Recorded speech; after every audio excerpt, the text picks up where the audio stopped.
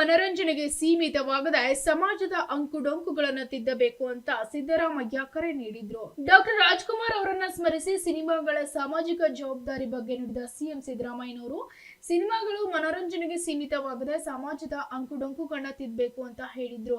ವಿಧಾನಸೌಧದ ಭವ್ಯ ಮೆಟ್ಟಿಲುಗಳ ಮೇಲೆ 17ನೇ ಬೆಂಗಳೂರು ಅಂತಾರಾಷ್ಟ್ರೀಯ ಚಲನಚಿತ್ರೋತ್ಸವವನ್ನು ಉದ್ಘಾಟಿಸಿ ಮಾತನಾಡಿದ್ರು. ಸಿನಿಮಾ ಮನರಂಜನೆ ಜೊತೆಗೆ ಸಮಾಜದ ಅಂಕುಡೊಂಕುಗಳನ್ನ ತಿದ್ದುವ ಸಾಧನವಾಗಲಿ ಅಂತ ಕರೆ ನೀಡಿದ್ದಾರೆ. ಸಮಾಜದಲ್ಲಿ ಅಸಮಾನತೆ ಇದೆ. ಅಸಮಾನತೆಗೆ ತುತ್ತಾಗಿರುವ ಮಹಿಳೆಯರನ್ನ, ಹಿಂದುಳಿದವರನ್ನ, ರೈತ, ದಲಿತ ಸಮುದಾಯಗಳಿಗೆ, ಈ ಸಮುದಾಯಗಳ ಬೆಳವಣಿಗೆ ಮತ್ತು ಬದಲಾವಣೆಗೆ ಆತ್ಮವಿಶ್ವಾಸ ತುಂಬುವ ರೀತಿಯಲ್ಲಿ ಶ್ರಮಿಸಿದಾಗ ಸಿನಿಮಾ ಮಾಧ್ಯಮದ ಆಶಯ ಮತ್ತು ಉದ್ದೇಶ ಈಡೇರಿಸಿದಂತಾಗುತ್ತೆ. ಡಾಕ್ಟರ್ ರಾಜ್ಕುಮಾರ್ ಅವರು ಸಿನಿಮಾಗಳಲ್ಲಿ ಸಾಮಾಜಿಕ ಜವಾಬ್ದಾರಿಯನ್ನು ಕಾಣಲು ಸಾಧ್ಯವಿತ್ತು ಅಂತ ಸ್ಮರಿಸಿದ್ರು. ವಿಶ್ವದ ಇತರೆ ಸಮಾಜಗಳು ಹಾಗೂ ಇತರೆ ದೇಶಗಳ ಜನಜೀವನ ಮತ್ತು ಸಾಂಸ್ಕೃತಿಕ ಸಮಾನತೆಯನ್ನ ಅರ್ಥ ಮಾಡಿಕೊಳ್ಳಲು ಮತ್ತು ಸಮಾಜದಲ್ಲಿ ಬದಲಾವಣೆ ತರಲು ಅಂತಾರಾಷ್ಟ್ರೀಯ ಚಲನಚಿತ್ರೋತ್ಸವ ನೆರವಾಗಲಿದೆ ಅಂತ ಹೇಳಿದ್ರು. ನಾವು ಪ್ರಥಮವಾಗಿ ಅಂತಿಮವಾಗಿ ಮನುಷ್ಯರು. ನಾವು ಪ್ರತಿಯೊಬ್ಬರು ಪ್ರೀತಿಯಿಂದ ಕಾಣುವ ಮೂಲಕ ಸಮಾಜ ಕಟ್ಟುವ ಕೆಲಸ ಮಾಡಬೇಕು. ಇದಕ್ಕೆ ಚಲನಚಿತ್ರ ಮಾಧ್ಯಮ ನೆರವಾಗಬೇಕು ಅಂತ ಹೇಳಿದ್ರು.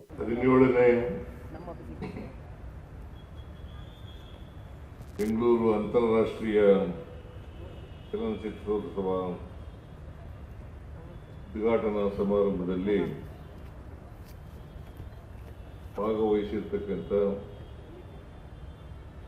ವಿಧಾನ ಪರಿಷತ್ತಿನ ಸಭಾಪತಿಗಳಾದಂಥ ಶ್ರೀ ಬಸವರಾಜ ಹೊರಟ್ಟಿಯವರ, ಬಹುಭಾಷಾ ನಟರು, ನನ್ನ ಆತ್ಮೀಯರು ಆದಂಥ ಹಾಗೂ ಬೆಂಗಳೂರು ಅಂತಾರಾಷ್ಟ್ರೀಯ ಚಲನಚಿತ್ರೋತ್ಸವದ ರಾಯಭಾರಿಗಳಾದಂಥ ರಾಜ್ ಅವರು,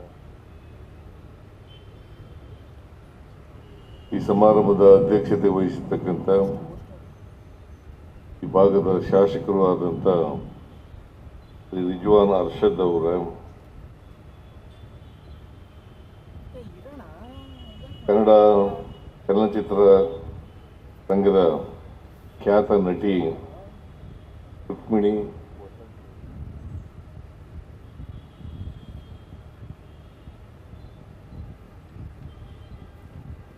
ಪೊಲೀಸ್ ಕಲ್ಚರಲ್ ಸೆಂಟರ್ ನಿರ್ದೇಶಕರಾದಂಥ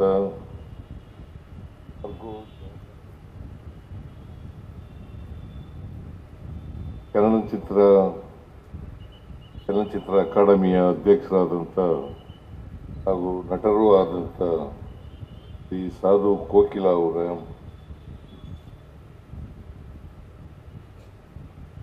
ವಿಧಾನ ಪರಿಷತ್ತಿನ ಸದಸ್ಯರು, ಮಾಜಿ ಸಚಿವರು, ಖ್ಯಾತ ನಟಿಯೂ ಆದಂಥ ಶ್ರೀಮತಿ ಉಮಾಶ್ರೀ,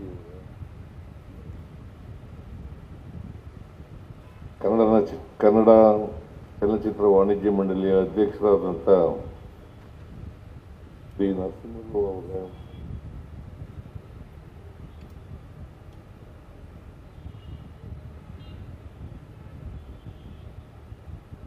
ಕಲಾತ್ಮಕ ಚಿತ್ರದ ನಿರ್ದೇಶಕರು, ಬೆಂಗಳೂರು ಅಂತಾರಾಷ್ಟ್ರೀಯ ಚಲನಚಿತ್ರ ಸಮಿತಿಯ ಉತ್ಸವ ಸಮಿತಿಯ ಸದಸ್ಯರಾದಂಥ ಶ್ರೀ ಮುರಳಿ ಅವರೇ,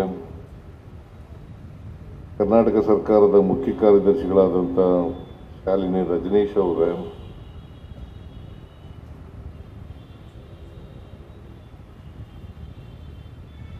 ವಾರ್ತಾ ಇಲಾಖೆಯ ಕಾರ್ಯದರ್ಶಿಗಳಾದಂಥ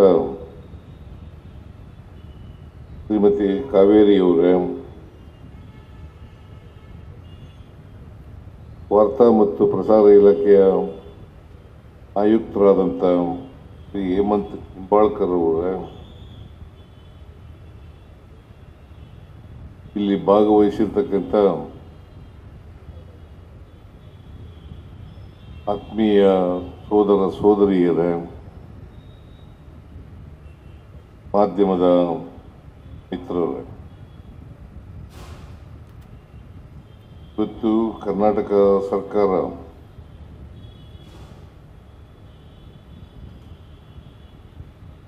ಹದಿನೇಳನೇ ಬೆಂಗಳೂರು ಅಂತಾರಾಷ್ಟ್ರೀಯ ಚಲನಚಿತ್ರೋತ್ಸವವನ್ನು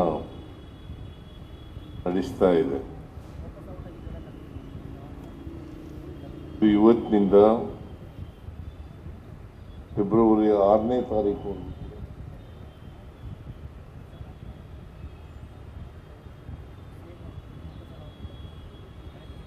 ಈ ಸಮಾರಂಭವನ್ನು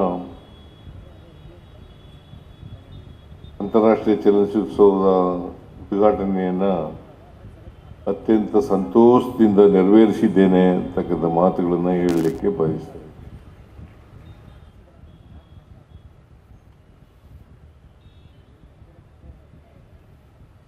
ಕರ್ನಾಟಕ ಸರ್ಕಾರ ಈ ಬಾರಿ ಸುಮಾರು 70 ದೇಶಗಳ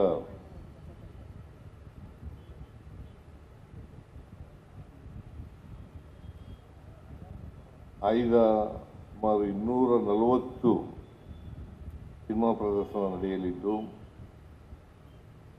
ದೇಶ ವಿದೇಶಗಳ ಅಪರೂಪದ ಚಲನಚಿತ್ರಗಳನ್ನು ವೀಕ್ಷಿಸುವ ಅವಕಾಶ ದೊರೆತಿದೆ ನಿಮಗೆ.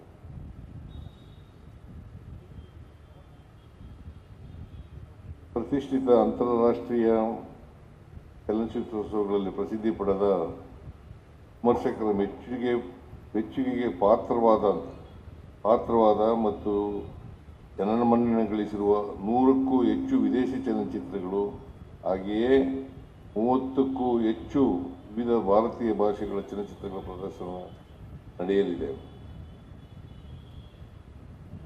ಇವತ್ತು ಈ 17ನೇ ಚಲನಚಿತ್ರೋತ್ಸವ ಅಂತಾರಾಷ್ಟ್ರೀಯ ಚಲನಚಿತ್ರೋತ್ಸವದ ರಾಯಭಾರಿಯಾಗಿ ಪ್ರಕಾಶ್ ರಾಜ್ ಅವರು ನಾವು ಆಯ್ಕೆ ಮಾಡಿದ್ದೀವಿ. ಅವರು ಅದನ್ನು ಒಪ್ಪಿಕೊಂಡು ಅವರಿಗೆ ಧನ್ಯವಾದಗಳನ್ನು ಈ ಸಂದರ್ಭದಲ್ಲಿ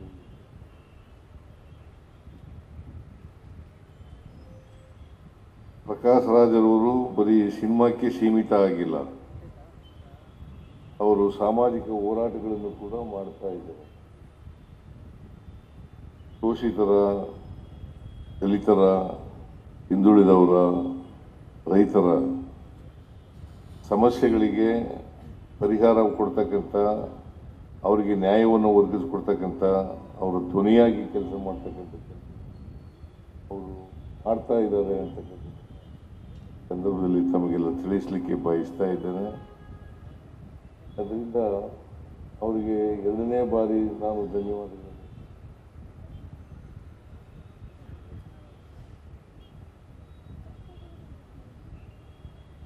ನಾವು ಹೋದ ಸಾರಿ ಸರ್ವ ಜನಾಂಗದ ಶಾಂತಿಯ ತೋಟ, ಕುವೆಂಪು ಅವರ ಸರ್ವ ಜನಾಂಗದ ಶಾಂತಿಯ ತೋಟ ಅಂತಕ್ಕಂಥ ಥೀಮ್ ನಡಿ ಈ ಚಲನಚಿತ್ರೋತ್ಸವವನ್ನು ಮಾಡಿದ್ದು. ಈ ಬಾರಿ ಸ್ತ್ರೀ ಎಂದರೆ ಅಷ್ಟೇ ಸಾಕೆ, ಸ್ತ್ರೀ ಎಂದರೆ ಅಷ್ಟೇ ಸಾಕೆ, ಇದು ರಾಷ್ಟ್ರಕವಿ GS ಶಿವರುದ್ರಪ್ಪನವರ ಗೀತೆಯಿಂದ ಆಯ್ಕೆ ಮಾಡಿರ್ತಕ್ಕಂಥ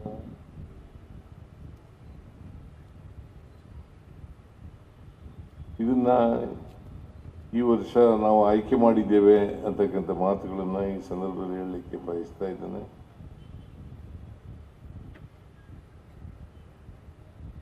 ಚಲನಚಿತ್ರ ಈಗಾಗಲೇ ಪ್ರಸ್ತಾಪ ಮಾಡದಂತೆ ಅದು ಬರೀ ಮನೋರಂಜನೆಗೆ ಸೀಮಿತ ಆಗಿರ್ತಕ್ಕಂಥದ್ದು ಅಷ್ಟೇ ಅಲ್ಲ,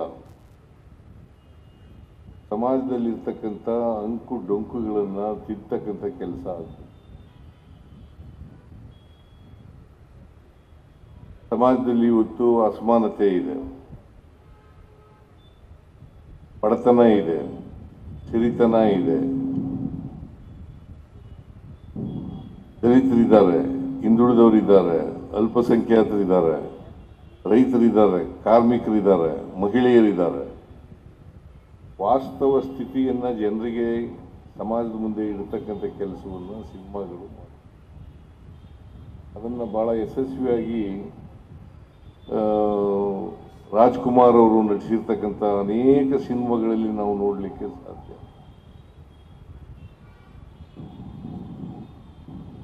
ಅದನ್ನು ನಮ್ಮ ಜೀವನ ಏನಿದೆ ಅದಕ್ಕೆ ಇವತ್ತು ಅಂತಾರಾಷ್ಟ್ರೀಯ ಚಲನಚಿತ್ರೋತ್ಸವ ಯಾಕೆ ಮಾಡ್ತಿದ್ದೀವಿ ಅಂತಂದರೆ ಬೇರೆ ದೇಶಗಳ ಜನಜೀವನ ಅರ್ಥ ಆಗಬೇಕು, ಅಲ್ಲಿ ಪಾಲಿಟಿಕ್ಸ್ ಅರ್ಥ ಆಗಬೇಕು, ಅಲ್ಲಿ ಸಮಾಜ ಅರ್ಥ ಆಗಬೇಕು, ಅಲ್ಲಿರ್ತಕ್ಕಂಥ ಪುರುಷರು ಮಹಿಳೆಯರು ಇವ್ರು ಇರ್ತಕ್ಕಂಥ ಅಸಮಾನತೆ ಅಥವಾ ಸಮಾನತೆ ಇರ್ತಕ್ಕಂಥದ್ದನ್ನು ಅರ್ಥ ಮಾಡ್ಕೊಳ್ತಕ್ಕಂಥದ್ದು ಅತ್ಯಂತ ಅವಶ್ಯ ಅಂತಕ್ಕಂಥ ಮಾತುಗಳನ್ನು ಈ ಸಂದರ್ಭದಲ್ಲಿ ಹೇಳಲಿಕ್ಕೆ ಬಯಸ್ತಾ ಇದ್ದೇನೆ. ಅದಕ್ಕೆ ನಾವು ಈ ಬೇರೆ ದೇಶದಲ್ಲಿರ್ತಕ್ಕಂಥ ಜೀವನ, ಅಲ್ಲಿರ್ತಕ್ಕಂಥ ಸಮಾಜದಲ್ಲಿರ್ತಕ್ಕಂಥ ಅಸಮಾನತೆ ಅಥವಾ ಸಮಾನತೆ ಇದನ್ನು ನಾವು ಅರ್ಥ ಮಾಡ್ಕೋಬೇಕಾಗ್ತದೆ. ಅದಕ್ಕೋಸ್ಕರ ಇದು ಒಂದು ಸುವರ್ಣಾವಕಾಶ. ಈ ಸುವರ್ಣಾವಕಾಶವನ್ನು ಬಳಸ್ಕೊಂಡು ನಾವು ಸಮಾಜದಲ್ಲಿ ಬದಲಾವಣೆಯನ್ನು ತರ್ತಕ್ಕಂಥ ಕೆಲಸವನ್ನು ಮಾಡಬೇಕು. ಸಮಾಜದಲ್ಲಿ ಬದಲಾವಣೆ ಆಗದೆ ಹೋದರೆ ಸಿನಿಮಾಗಳು ಬರೀ ಮನೋರಂಜನೆಗಾಗಿ ಇರ್ತಕ್ಕಂಥ ವಸ್ತುಗಳಾಗ್ತವೆ ಅಂತಕ್ಕಂಥ ಮಾತುಗಳನ್ನು ಹೇಳಲಿಕ್ಕೆ ಬಯಸ್ತಾ ಇದ್ದೇನೆ. ನಾವೆಲ್ಲರೂ ಕೂಡ ಮನುಷ್ಯರು. ನಾವೆಲ್ಲರೂ ಮನುಷ್ಯರಾಗಿ ಬಾಳ್ತಕ್ಕಂಥದ್ದು, ಮಾನವರಾಗಿ ಬಾಳ್ತಕ್ಕಂಥದ್ದು ಅತ್ಯಂತ ಅವಶ್ಯ ಅಂತಕ್ಕಂಥ ಮಾತುಗಳನ್ನು ಈ ಸಂದರ್ಭದಲ್ಲಿ ಹೇಳಲಿಕ್ಕೆ ಬಯಸ್ತಾ ಇದ್ದೇನೆ. ನಾವು ಯಾವುದೇ ಕಾರಣಕ್ಕೆ ಪ್ರತಿ ವ್ಯಕ್ತಿಯನ್ನು ಕೂಡ ಪ್ರೀತಿಯಿಂದ ಕಾಣ್ತಕ್ಕಂಥ, ಸ್ನೇಹದಿಂದ ಕಾಣ್ತಕ್ಕಂಥ ಕೆಲಸವನ್ನು ಮಾಡಬೇಕಾಗ್ತದೆ. ಅದು ಮಾಡಿದಾಗ ಮಾತ್ರ ನಾವು ಸಮಾಜವನ್ನು ಕಟ್ಟಲಿಕ್ಕೆ ಸಾಧ್ಯ ಆಗ್ತದೆ, ಮನುಷ್ಯ ಸಮಾಜವನ್ನು ಕಟ್ಟಲಿಕ್ಕೆ ಸಾಧ್ಯ ಆಗ್ತದೆ. ಅದರಿಂದ ಮನುಷ್ಯನಲ್ಲಿ ಏನು ಭೇದ ಭಾವ ಇದೆ, ಅಸಮಾನತೆ ಇದೆ, ಈ ಅಸಮಾನತೆಯನ್ನು ಹೋಗಲಾಡಿಸ್ತಕ್ಕಂಥ ಕೆಲಸವನ್ನು ಸಿನಿಮಾಗಳ ಮೂಲಕ, ಈ ಮಾಧ್ಯಮಗಳ ಮೂಲಕ ನಾವು ಮಾಡಬೇಕಾಗ್ತದೆ ಅಂತಕ್ಕಂಥ ಮಾತುಗಳನ್ನು ಈ ಸಂದರ್ಭದಲ್ಲಿ ಹೇಳಲಿಕ್ಕೆ ಬಯಸ್ತಾ ಇದ್ದೇನೆ. ಅದರಿಂದ ಈ ಬೇರೆ ದೇಶಗಳಲ್ಲಿ ನಮ್ಮ ಜನಜೀವನ ಹೇಗಿದೆ, ಈ ದೇಶದಲ್ಲಿ ಹೇಗಿದೆ, ಯಾಕೆ ಹೀಗಾಗಿದೆ, ಅಲ್ಲಿ ಯಾಕೆ ಬದಲಾವಣೆಗಳನ್ನು ಕಾಣಲಿಕ್ಕೆ ಸಾಧ್ಯ ಆಗ್ತದೆ, ಇಲ್ಲಿ ಇನ್ನೂ ಬದಲಾವಣೆಗಳು ಇನ್ನೂ ಯಾಕೆ ಆಗಿಲ್ಲ ಅಂತಕ್ಕಂಥ ಚಿತ್ರವನ್ನು, ವಾಸ್ತವಿಕತೆಯನ್ನು ನಾವು ಅರ್ಥ ಮಾಡ್ಕೊಳ್ತಕ್ಕಂಥದ್ದು ಅತ್ಯಂತ ಅವಶ್ಯ. ಇದರಿಂದ ಈ ಅಂತಾರಾಷ್ಟ್ರೀಯ ಚಲನಚಿತ್ರೋತ್ಸವ ಮಾಡೋದ್ರಿಂದ ಒಂದು ಆ ದೇಶದ ನಿಮಗೆ ಚಲನಚಿತ್ರ ನಿರ್ಮಾಣ ಆಗ್ತಕ್ಕಂಥದ್ದು ಮತ್ತು ಅದರ ಉದ್ದೇಶಗಳು ಏನು ಅಂತಕ್ಕಂಥದ್ದು ಅರ್ಥ ಆಗ್ತದೆ. ಇಲ್ಲಿ ನಮ್ಮ ದೇಶದಲ್ಲಿರ್ತಕ್ಕಂಥದ್ದು ಮಾಡ್ತಕ್ಕಂಥದ್ದಕ್ಕೆ ನಮ್ಮ ಸರ್ಕಾರ ಎಲ್ಲ ರೀತಿಯ ಸಹಕಾರವನ್ನು, ಬೆಂಬಲವನ್ನು ಚಲನಚಿತ್ರ ನಿರ್ಮಾಣಕ್ಕೆ, ಚಲನಚಿತ್ರ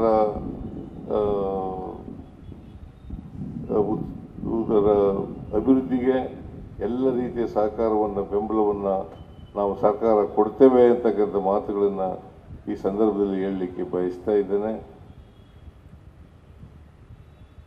ಇದು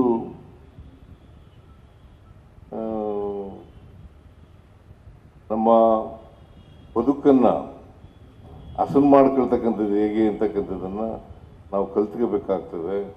ಅದು ಕಲಿತಾಗ ಮಾತ್ರ ಸಾಧ್ಯ ಆಗ್ತದೆ. ಅಂಥ ಸಿನಿಮಾಗಳು, ಕನ್ನಡ ಸಿನಿಮಾಗಳು ಬರಲಿ ಅಂತೇಳಿ ನಾನು ಈ ಸಂದರ್ಭದಲ್ಲಿ ಆಶಿಸಿ